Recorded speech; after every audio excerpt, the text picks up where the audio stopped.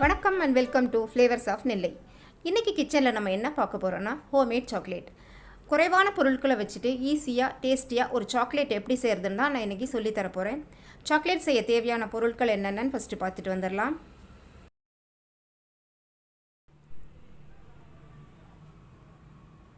Powder sugar 1 cup,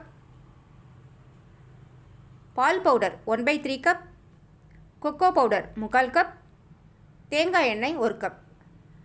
எந்த கப்பில் எடுக்கிறோமோ அதே கப்பில் தான் நம்ம எல்லா பொருட்களையும் மெஷர் பண்ணி எடுத்துக்கணும். நான் இன்றைக்கி இந்த கப்பில் தான் எல்லாமே எடுத்திருக்கேன். மெஷரிங் கப் இல்லை அப்படின்னா வீட்டில் இருக்கக்கூடிய எந்த கப் வேணாலும் நம்ம இதுக்கு யூஸ் பண்ணிக்கலாம். எடுத்து வச்சுருக்கிற பவுடர் சுகர், பால் பவுடர், கொக்கோ பவுடர் இது மூணையும் நல்லா சலித்து எடுத்துக்கலாம். ஒரு மிக்சிங் பவுல் எடுத்துகிட்டு இது எல்லாத்தையும் சலித்து எடுத்துக்கலாம். சுகர் பவுடர் பண்ணினதுக்கப்புறம் கொஞ்சம் கட்டி விழும். அதே மாதிரி கொக்கோ பவுடர்லேயும் கட்டி இருக்கும். இந்த கட்டியோடையே நம்ம சாக்லேட் செய்யும்போது அதோட டெக்ஸ்சர் நல்லா இருக்காது. அதுக்காக தான் இதை சலித்து எடுத்துக்கிறோம். நல்லா சலிச்சிட்டு செய்யும்போது சாக்லேட் நல்லா ஸ்மூத்தாக கிடைக்கும். இப்போ பவுடர் சுகர் சேர்த்துருக்கேன். அடுத்தது கொக்கோ பவுடர், அடுத்ததாக பால் பவுடர் சேர்த்துட்டு சலித்து எடுத்துக்கலாம். வீட்டில் இருக்கக்கூடிய பொருட்களை வச்சுட்டு ஈஸியாக சிம்பிளாக இந்த சாக்லேட்டை நம்ம செஞ்சு முடிச்சிடலாம்.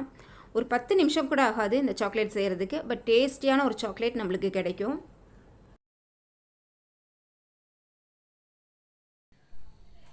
இந்த சாக்லேட் செய்கிறதுக்கு என்னென்ன பொருட்கள் தேவை, என்னென்ன அளவில் தேவை இதெல்லாம் ஞாபகம் வச்சுக்கிறது ரொம்பவே ஈஸி. 1 கப் பவுடர் சுகர் எடுத்தோன்னா அதுக்கு 1 cup coconut oil, 3/4 cup cocoa powder, 1/3 cup பால் பவுடர். இதுதான் இதுக்கான அளவு. எந்த கப்பில் எடுக்கிறோமோ அதே கப்பில் எல்லாத்தையுமே நம்ம அளந்து எடுத்துக்கணும். அதுதான் ரொம்ப முக்கியம். இப்போ இது எல்லாத்தையும் சலிச்சாச்சு. அடுத்து என்ன செய்கிறதுன்னு பார்க்கலாம். இப்போ இதை நல்லா கலந்து எடுத்துக்கலாம்.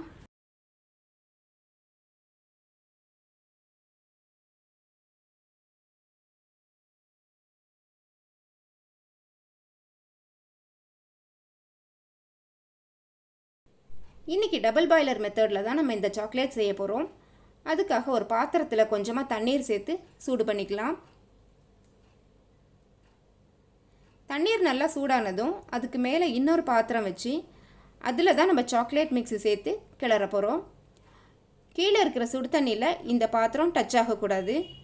அதிலிருந்து வர்ற ஆவியில் தான் நம்ம இந்த சாக்லேட் மிக்ஸை கிளறி எடுக்க போகிறோம். தண்ணீர் நல்லா கொதிக்கட்டும், நம்ம வெயிட் பண்ணலாம். தண்ணீர் நல்லா கொதிச்சிருச்சு. இப்போ இதுக்கு மேலே இன்னொரு பாத்திரம் வச்சிடலாம். தண்ணி அதில் டச் ஆகக்கூடாது. மேலே வச்சுருக்கிற பாத்திரம் கொஞ்சம் சூடானதும் அதில் தேங்காய் எண்ணெய் சேர்த்துடலாம். தேங்காய் எண்ணெயோட ஃப்ளேவர் பிடிக்காதவங்க மெல்டட் பட்டர் கூட சேர்த்துக்கலாம். ஆனால் இந்த சாக்லேட்டில் தேங்காய் எண்ணெயோட ஃப்ளேவர் ஹெவியாலாம் தெரியாது. இப்போ எண்ணெய் சூடானதும் நம்ம சாக்லேட் மிக்ஸு கொஞ்சம் சேர்த்துடலாம். பாதி அளவுக்கு சேர்த்துக்கலாம். சேர்த்துட்டு நல்லா கலந்து விட்டுடலாம்.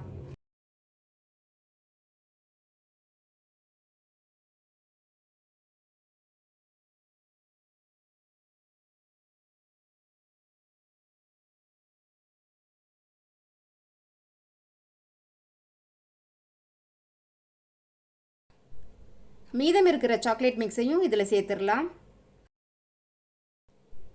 இப்போ இதை நல்லா கலந்து எடுத்துக்கலாம். இது குக் ஆகக்கூடாது.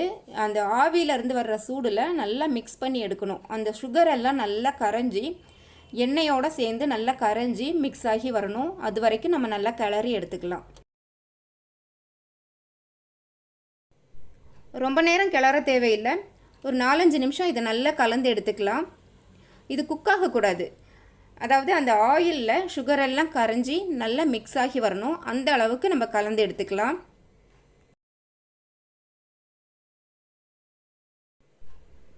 தண்ணீர் நல்லா கொதிச்சிட்ருக்கு.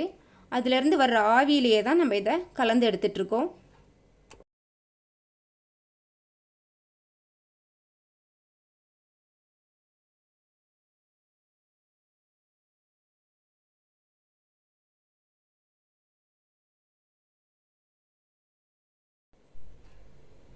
சாக்லேட் ரெடி ஆயிடுச்சு. இப்போ ஸ்டவ் ஆஃப் பண்ணிவிட்டு இந்த சாக்லேட்டெல்லாம் மோல்டில் விட்டுடலாம். இந்த சாக்லேட் கொதிக்கலாம் சூடாக இருக்காது, அதனால் உடனே நம்ம மோல்டில் விடலாம். நான் இன்றைக்கி சிலிக்கான் மோல்டு எடுத்திருக்கேன். சாக்லேட் மோல்டு இல்லை அப்படின்னா ஐஸ் ட்ரேயில் கூட இதை ஊற்றி நம்ம செட் பண்ணலாம். சாக்லேட் எப்படி செய்கிறதுன்னு பார்த்தீங்கல்ல, எவ்வளோ ஈஸியாக இருக்குது. கட்டாயம் நீங்களும் உங்கள் வீட்டில் இந்த சாக்லேட் ரெசிபியை ட்ரை பண்ணி பாருங்கள். இதோட டேஸ்ட் ரொம்ப நல்லாயிருக்கும். பெரியவங்க தான் செய்யணுங்கிறது இல்லை, குழந்தைங்க கூட ஈஸியாக இந்த சாக்லேட்டை செய்யலாம்.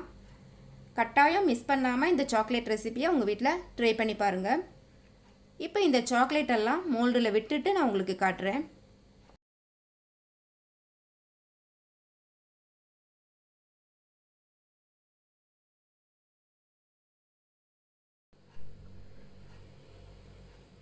இதை ஃப்ரிட்ஜில் வச்சுட்டு ஒரு 2 ஹவர்ஸ்க்கு பிறகு எடுத்து பார்க்கலாம்.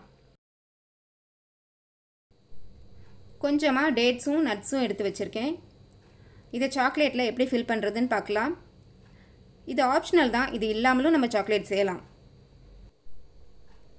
ஐஸ் ட்ரேயில் தான் நான் இப்போ சாக்லேட் விட போகிறேன்.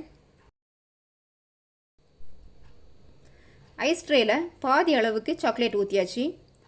இப்போ இதில் கட் பண்ணி வச்சுருக்கிற டேட்ஸ் சேர்த்துடலாம். டேட்ஸ், பாதாம், பிஸ்தா, கேஷ்யூ நம்மளுக்கு எது விருப்பமோ அது சேர்த்துக்கலாம். இப்போ இதுக்கு மேலே இன்னும் கொஞ்சம் சாக்லேட் ஊற்றிடலாம்.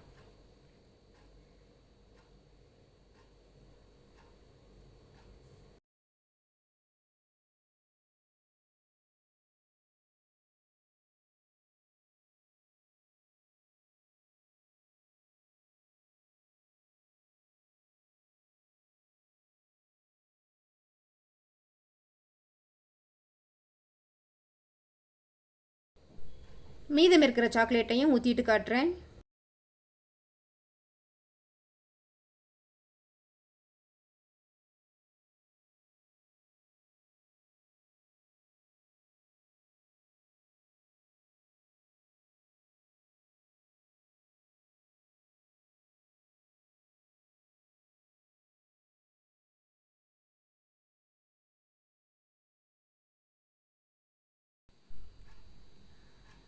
இதை எடுத்து ஃப்ரிட்ஜில் வச்சிடலாம்.